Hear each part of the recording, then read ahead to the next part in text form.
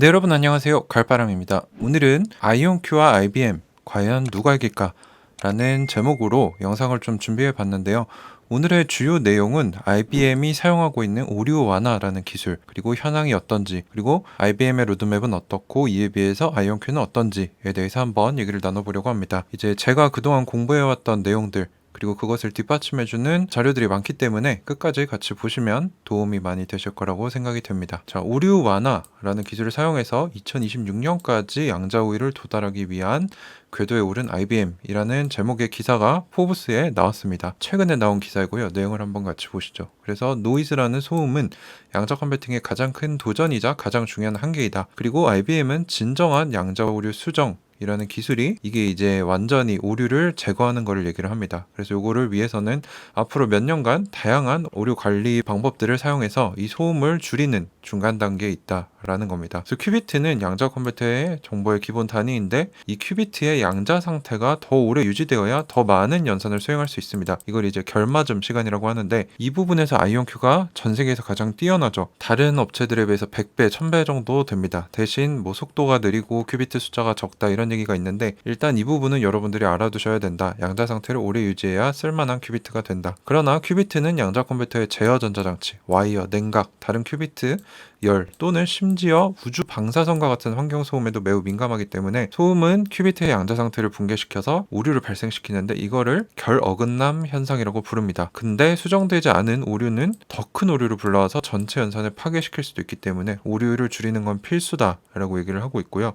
완전히 제거할 수는 없어도 관리할 수는 있다라고 합니다. 그래서 지금까지 양자 컴퓨팅에 대한 열광이 있었는데 현재 양자 컴퓨터가 고전 슈퍼컴퓨터보다 뛰어나다는 문서화된 증거는 없다. 이제 IBM은 구글이 2019년에 제시했던 양자 우위에 대해서 좀 비관적이기 때문에 구글의 결과를 좀 무시하는 그런 어투인 것 같습니다. 근데 그럼에도 불구하고 양자 컴퓨터가 명백한 이점을 가지고 있는데 대부분의 전문가들은 양자 컴퓨팅이 고전 컴퓨터보다 뛰어남을 보여주는 것은 그저 시간 문제라고 믿고 있다. 그래서 이 상황이 발생을 하면 양자 우위를 달성했다라고 하는 거죠. 양자 컴퓨터가 슈퍼컴퓨터보다 뛰어나지게 될 때. 그래서 IBM도 이 양자 우위를 목표로 두고 열심히 노력을 하고 있다는 건데 이 양자 우위 달성을 위해서는 큐비트 결맞음, 게이트 충실도, 회로 실행 속도뿐만 아니라 연산 가능한 큐비트 숫자 역시 크게 증가를 시켜야 한다. 근데 큐비트 숫자가 증가하면 소음과 에러율도 증가하기 때문에 딜레마가 있다는 거죠. 그래서 오류를 줄여야 된다는 겁니다.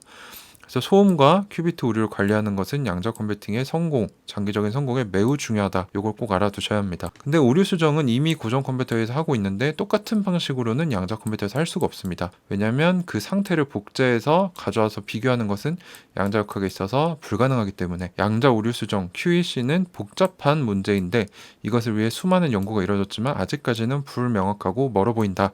라고 얘기하고 있습니다. 그래서 완전한 양자 오류 수정 이거를 계속 연구를 하겠지만 이게 가능해지기 전까지 IBM은 다른 오류 관리 솔루션들을 연구하고 도입할 예정이다. 라는 얘기입니다. 그래서 이 차트를 보시면은 오류 완화된 그 오류 완화가 에러 미티게이션입니다. 양자 외로의 기하급수적 확장이 이렇게 올라가는 데에 비해서 고전 컴퓨터는 이렇게 올라간다. 그래서 이 교차점을 지났을 때가 이 양자 오류 완화 기술이 슈퍼컴퓨터보다 뛰어나지게 돼서 양자 우위를 보여주게 되는 거죠. 이 훨씬 위에 있는 거는 양자 오류 수정이 구현됐을 때 얘기인데 요거는 아직 불명확하니까 실현이 어렵지만 이제 양자 오류 완화라는 조금 더 양자 오류 수정보다 낮은 레벨의 기술을 사용해서 이 양자 우위를 도달하겠다는 게 IBM의 목표입니다. 그래서 이 교차점에서 더 뛰어나지게 된다. 그래서 IBM은 오류 수정 연구를 오랜 기간 연구해왔고 현재는 오류 억제, 오류 완화, 오류 수정 세 가지 방법을 중점적으로 바라보고 있다. 그래서 이게 뭔지 뒤에서 좀 보겠습니다. 오류 억제는 가장 초기에 가장 기본적인 오류 관리 방법을 얘기를 하는데 일반적으로 회로를 수정해서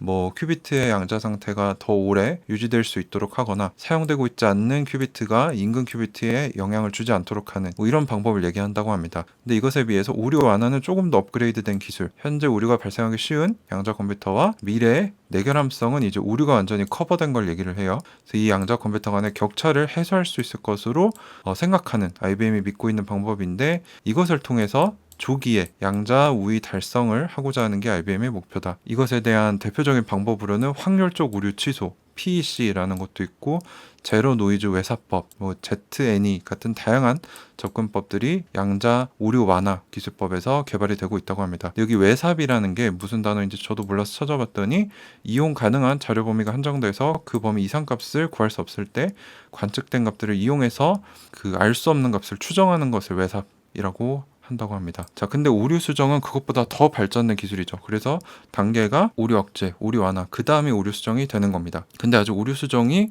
가능하지 않기 때문에 오류 억제와 오류 완화를 쓰겠다. 그래서 이걸로 조기에 양자 오류를 달성하겠다는 게 IBM의 목표죠. 자, 그래서 양자 오류 완화 기술 중에 대표적인 PEC는 노이즈 캔슬링 헤드셋과 매우 유사하다. 그래서 소음을 뽑아내고 분석해서 기존 소음 신호와 섞이기 전에 반전시켜서 상쇄하는 방법이고, ZNE는 다양한 소음 레벨에서 양자 프로그램을 실행해서 제로 소음 수준에서의 추정값을 결정하기 위해 계산을 해서 잡음을 줄인다. 이런 것들이 있다 정도로만 알아두시면 될 것 같습니다. 자, 그래서 IBM이 어떤 노력을 하고 있느냐? 그래서 이 오류 억제와 오류 완화를 도입하겠다라고 얘기를 해서 초기 도입하고 있는 중이고 2025년까지 최종 출시를 할 예정이다. 근데 오류 완화 기술에는 당연히 오버헤드가 있겠죠. 이제 쓸만한 큐비트를 내려면 거기에 들어가는 오류 수정에 오류 완화에 쓰이는 큐비트들이 있기 때문에 비용이 있다는 겁니다. 그래서 어떤 오류 완화 기술을 사용하느냐에 따라 오버헤드 양은 달라지는데, 이거를 이제 사용자들이 쉽게 조절할 수 있게 하기 위해서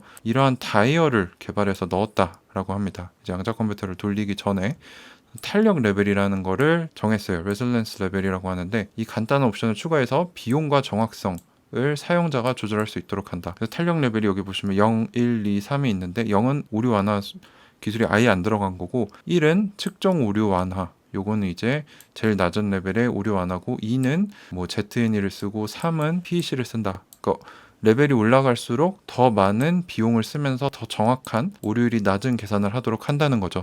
그래서 탄력 레벨 3는 가장 적은 오류율을 가지고 있는데 0보다 10만 배 이상의 연산 시간이 필요하다. 그래서 비용, 시간, 오류율 이거 간에 이제 트레이드오프가 있다는 겁니다. 그래서 요거를 사용자들이 쓰기 쉽게 하도록 이런 다이얼 형태로 구현을 했다라는 겁니다. 자, 그래서 결론적으로 양자 하드웨어가 발전함에 따라 IBM의 로드맵과 같이 오류 완화 기술이 쓰여서 초기 양자 오류 달성을 IBM뿐만 아니라 다른 기업들도 하고 있습니다. 아이온큐도 이제 최근 2분기 그 어닝콜을 들어보면은 양자 오류 완화라는 기술을 써서 아리아의 AQ를 올렸다라는 얘기를 김정상 교수님이 하셨던 기억이 납니다. 그래서 요건 IBM만 하는 게 아니고 모든 양자 기업들이 오류 수정이라는 기술이 어렵기 때문에 중간 단계로 오류 완화를 써서 지금 현재 수준의 양자 컴퓨터의 오류율을 낮추고 있다는 겁니다. 근데 현재 양자 오류 완화는 큰 오버헤드를 필요로 하지만 연산 속도, 큐비트 충실도, 오류 완화 방법의 개선으로 앞으로 크게 줄어들 것이다. 그래서 IBM은 여기서 더 업그레이드된 양자 오류 수정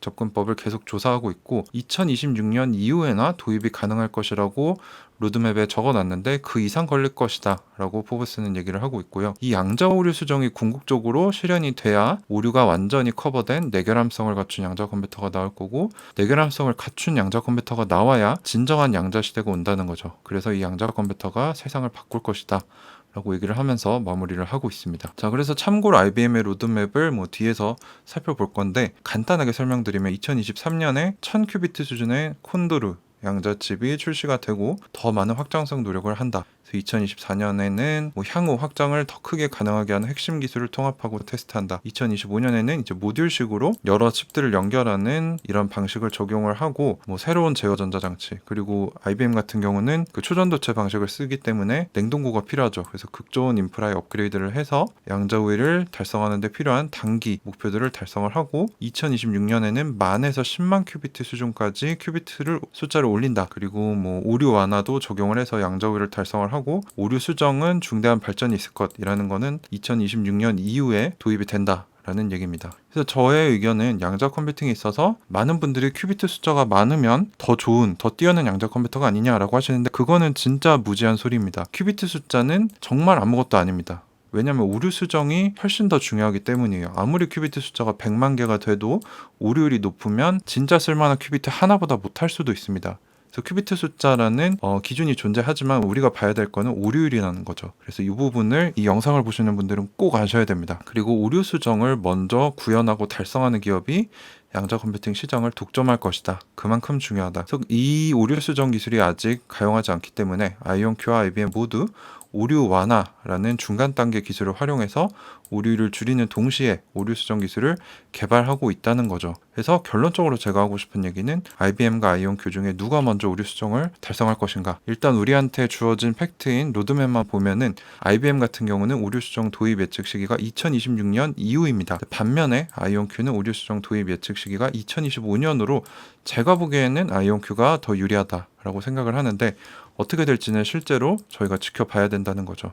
근데 참고로 아이온큐의 그 핵심 기술진 중 하나인 크리스 먼로 교수님, 이분이 이제 이온 트랩의 아버지 같은 분인데 이온 트랩을 25년 넘게 연구를 해오셨고 노벨 물리학상 수상자인 데이빗 와일랜드 박사님의 수제자시죠. 이분은 이미 2020년 메릴랜드 대학에서 13개의 물리적 큐비트로 한 개의 완벽한 논리적 큐비트 구현을 시연한 적이 있기 때문에 아이온큐 측에서는 이제 이거를 상업화만 하면 된다라고 얘기를 하고 있어서 저는 아이온큐가 좀 더 유리하다 라고 생각을 하고 있습니다. 그래서 IBM의 테크니컬 로드맵을 보시면은 에러 미티게이션, 에러 서프레션 이 조기 단계 양자 오류를 수정하는 기술들이 2024년부터 들어가기 시작하고 에러 커렉션은 2026년 이후다 라고 되어 있죠. 그래서 이게 중요하다는 겁니다. 뭐 큐비트 숫자만 보면은 최근에 오스프레이 칩이 나와서 400큐비트 수준을 달성했고 내년에 뭐 1000큐비트, 2024년에 1386 2025년에 4,000 그리고 2026년 이후에 만에서 10만 큐비트라고 하는데 진짜 중요한 거는 오류 수정 기술이 언제 도입되느냐. 근데 IBM 같은 경우는 중간 단계 기술들은 2024년, 2025년부터 도입이 되고 최종 기술인 오류 수정 기술은 2026년 이후다라고 테크니컬 로드맵에 나와 있습니다. 이에 비해서 아이온큐 테크니컬 로드맵을 보시면은 이 2025년에 64 알고리즘 큐비트에 보면은 주석이 달려 있어요. 2번이 뭐냐? 16대 1 오류 수정이 들어간다. 그래서 아이온큐 같은 경우는 오류 수정이 2025년 목표로 가고 있다는 거죠. 그래서 실제로 로드맵만 봐도 이게 그대로 달성될지는 물론 우리가 알 수 없지만 주어진 자료들만 보면 아이온큐가 오류 수정 기술에 있어서는 가장 빠르게 IBM보다 더 빨리 구현을 할 수 있을 것으로 생각이 됩니다. 자, 그래서 오늘 아이온큐 대 IBM 누가 이길까라는 좀 다소 자극적인 제목을 제가 지어봤는데 여기서 우리가 알아야 될 것은 오류 수정이 진짜 중요하고 큐비트 숫자는 단순한 그냥 숫자에 불과하지 않는다라는 거를 알아야 되고 이 두 기업의 로드맵을 알고 있어야 되고 비교를 할 줄 알아야 되고 실제로 두 기업들이 이러한 로드맵들을 잘 이뤄가는지 우리가 양자 기업 투자자라면 알아야 된다는 거죠.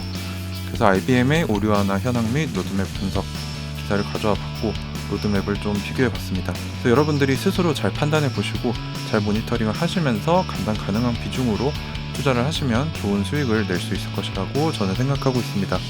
네, 오늘도 끝까지 영상 시청해 주셔서 감사합니다. 가을바람이었습니다.